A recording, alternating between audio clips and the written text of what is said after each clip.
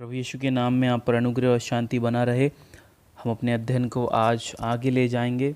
यूहन्ना रचित सुसमाचार उसके 5वें अध्याय और 31वें वचन से 47वें वचन तक मनन करेंगे। कल जो है हमने इस जीसस गॉड पर अध्ययन किया था और आज हम अपने अध्ययन को 31वीं आयत से आगे को ले जाएंगे। तो आइए हम शुरू करते हैं। 31वां वचन, यदि मैं आप ही अपनी गवाही दूं तो मेरी गवाही सच्ची नहीं। एक और है जो मेरी गवाही देता है और मैं जानता हूँ कि मेरी जो गवाही वह देता है वह सच्ची है। तुमने यूहन्ना से पूछवाया और उसने सच्चाई की गवाही दी है, परंतु मैं अपने विषय में मनुष्य की गवाही नहीं चाहता। तो भी मैं ये बातें इसलिए कहता हूँ कि तुम्हें उद्धार मिले। वह तो जलता और चमकता हुआ दीपक था और तुम्हें कुछ देर तक उसकी ज्योति में मग्न होना अच्छा लगा। तो हमने 31 से 35 तक आयतें पढ़ी। यहाँ पर यीशु मसीह डिस्क्रिप्शन दे रहे हैं लोगों को कि कैसे तुमने यूहन्ना से बात करी और उससे पूछवाया और उसने मेरी गवाही दी। अब हम 36वीं आयत से पढ़ना शुरू करते हैं। परंतु मेरे पास जो गवाही है वह यूहन्ना की गवाही से बड़ी है, क्योंकि जो काम पिता ने मुझे पूरा करने को सौंपा है, अर्थात यही काम जो मैं करता हूँ, वे मेरे गवाह हैं कि पिता ने मुझे भेजा है और पिता जिसने मुझे भेजा है उसी ने मेरी गवाही दी है। ठीक है ना। सो हमें याद रखना है इस वचन को भी कि पिता ने यीशु की गवाही दी है। तुमने ना कभी उसका शब्द सुना और ना उसका रूप देखा और उसके वचन को मन में स्थिर नहीं रखते, क्योंकि जिसे उसने भेजा है तुम उसका विश्वास नहीं करते। तुम पवित्र शास्त्र में ढूंढते हो क्योंकि समझते हो कि उसमें अनंत जीवन तुम्हें मिलता है, और यह वही है जो मेरी गवाही देता है। फिर भी तुम जीवन पाने के लिए मेरे पास आना नहीं चाहते। कितनी प्यार से यीशु मसीह समझा रहे हैं लोगों को कि सब जगह मेरे बारे में बातें हैं, लेकिन फिर भी तुम मेरे पास क्यों नहीं आ रहे हो, आना नहीं चाहते हो। यीशु मसीह ने फिर आगे इसी बात को समझाया कि ऐसा नहीं है कि मैं मनुष्यों से आदर चाहता हूँ। 41वीं आयत में लिखा है, मैं मनुष्यों से आदर नहीं चाहता। इसका मतलब ऐसा नहीं है कि मुझे भीड़ चाहिए। यीशु मसीह कह रहा हूँ मैं बहुत पॉपुलर होना चाहता हूँ, नहीं। लेकिन प्रभु चाहते हैं कि सब उद्धार पाएँ। यही तो कारण था उनका धरती पर आने का। और यहाँ पर यीशु उनको यही समझा रहे हैं कि मैं मनुष्यों से आदर नहीं चाहता, ये मत समझना। लिखा है, परंतु मैं तुम्हें जानता हूँ कि तुम में परमेश्वर का प्रेम नहीं। मैं अपने पिता के नाम से आया हूँ और तुम मुझे ग्रहण नहीं करते। यदि कोई अपने ही नाम से आए तो उसे ग्रहण कर लोगे। तुम जो एक दूसरे से आदर चाहते हो और वह आदर जो एकमात्र परमेश्वर की ओर से है नहीं चाहते, किस प्रकार विश्वास कर सकते हो?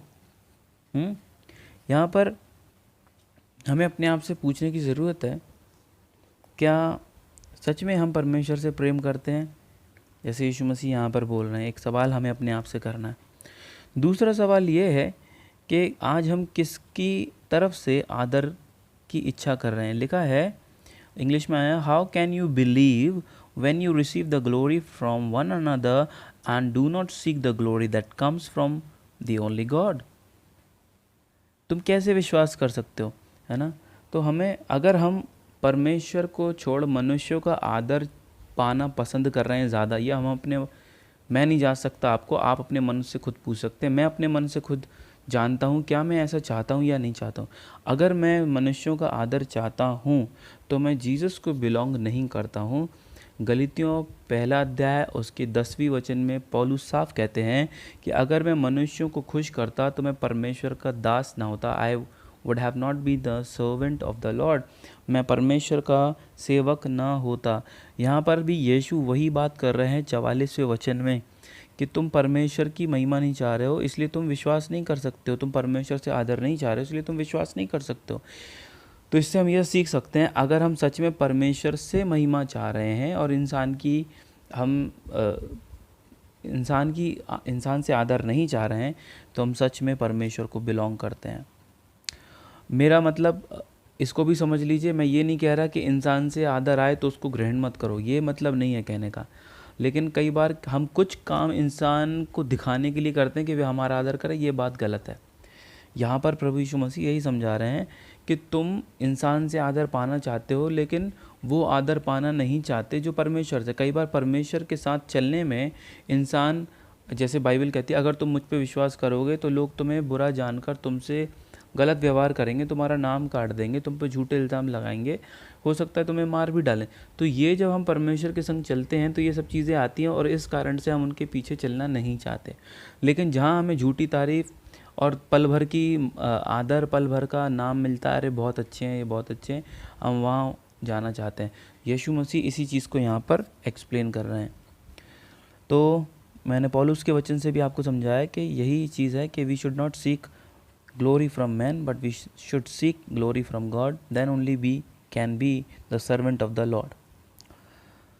आगे हम पढ़ते हैं 45 से। यह ना समझो कि मैं पिता के सामने तुम पर दोष लगाऊं। फिर देख लीजिए कितने प्यार से यीशु मसीह समझा रहे हैं। यीशु मसीह कह रहे हैं अब ये मत समझना कि मैं तुम पे दोष लगाऊंगा, तुम पे उंगली उठाऊं। कितना प्यार भरा वचन है प्रभु का, कितना प्यार भरा। समझा भी रहे हैं, डांट भी रहे हैं, और फिर ये भी बोल रहे हैं कि ऐसा नहीं समझना कि मैं तुम पे दोष लगाऊंगा, ये मत समझना। तुम पर दोष लगाने वाला तो मूसा है जिस पर तुमने भरोसा रखा है, क्योंकि यदि तुम मूसा का विश्वास करते तो मेरा भी विश्वास करते, इसलिए कि उसने मेरे विषय में लिखा है। परंतु यदि तुम उसकी लिखी हुई बात पर विश्वास नहीं करते तो मेरी बात पर कैसे विश्वास करोगे। तो यहाँ पर यीशु मसीह ने बहुत सारी बातें बोली हैं, हम उनको कंक्लूड करके देखते हैं कि हम क्या क्या सीख सकते हैं। तो यीशु मसीह बहुत अचरज कर रहे थे लोगों के अनबिलीफ पर कि वो इतना सब कुछ देखने के बाद, इतने प्रूफ होने के बाद वो विश्वास नहीं कर रहे हैं।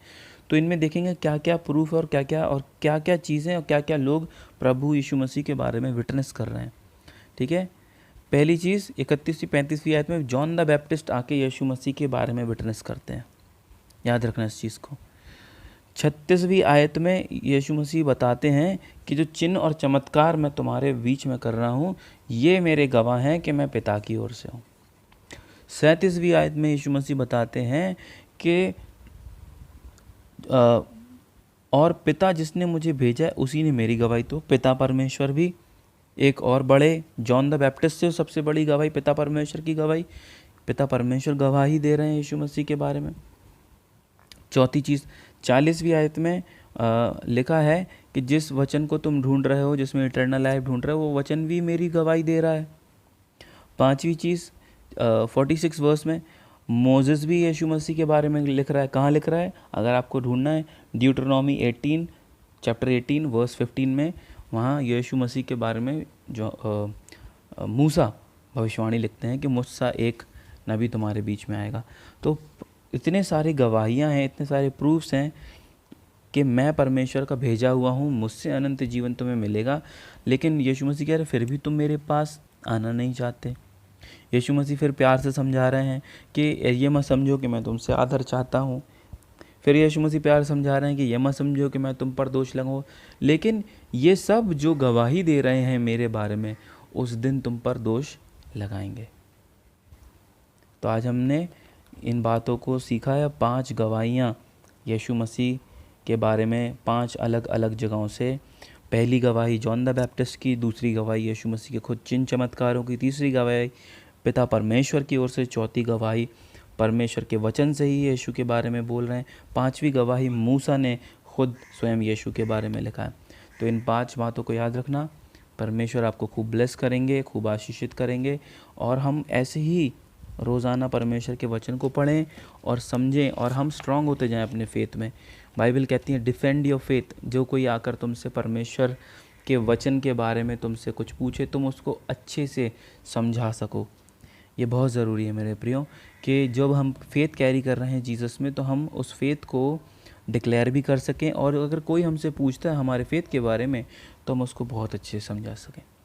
तो आज जो आपने 5 बातें यीशु के बारे में सीखी कि कौन कौन यीशु के बारे में गवाही दे रहा है यीशु के अलावा। यीशु ने कहा मैं खुद गवाही नहीं दे रहा हूँ, लेकिन ये 5 लोग और 5 लोग हैं जो गवाही दे रहे हैं।